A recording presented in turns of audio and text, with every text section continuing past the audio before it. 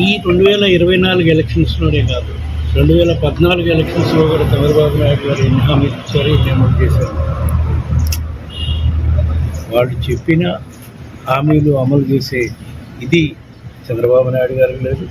ఆ కూటమి ప్రభుత్వంలో వాళ్ళు ప్రశ్నించే ఇది కూడా లేదు. కాకపోతే మొన్న 2024లో వాళ్ళు సూపర్ సిక్స్ హామీలు అని చెప్పి ప్రజల్ని మభ్యపెట్టి సూపర్ సిక్స్ హామీలు అమలు చేస్తామని చెప్పి ప్రజల్ని మభ్యపెట్టి అధికారంలోకి వచ్చారు. ప్రజలు ఇప్పుడిప్పుడే తెలుసుకునే కార్యక్రమం జరుగుతుంది. ఇంకా రాబోయే రోజుల్లో ఏ విధంగా ప్రజలు ఇబ్బందులు పాలవుతారు. తప్పకుండా మేము వాళ్ళు అమలు చేసినా చేయకపోయినా ప్రజల పక్షాన్ని నిలబడి, ప్రజల కష్టాల్లో వాళ్ళకి అండగా నిలబెడుతూ వాళ్ళ పక్షాన్ని నిలబడి పోరాటం చేస్తాం. మేనిఫెస్టోని ఇప్పటి వరకు పూర్తిగా పక్కన పెట్టినారు సార్.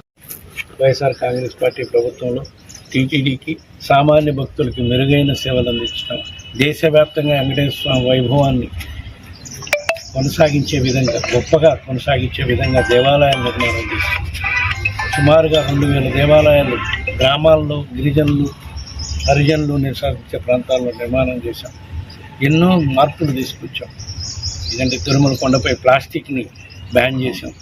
ప్లాస్టిక్ బాటిల్స్ కానీ ఇవన్నీ కూడా తిరుమల కొండపైన పవిత్రతను కాపాడటానికి ఎన్నో కార్యక్రమాలు చేస్తాం. వీటన్నిటికన్నా ముఖ్యంగా భక్తులకి, సామాన్య భక్తులకి శీఘ్ర దర్శనం చేసే విధంగా కూడా ఏర్పాట్లు చేయడం జరుగుతున్నాయా లేదా అని భక్తులే చెప్పాలి, ప్రజలు చూస్తూ ఉన్నారు.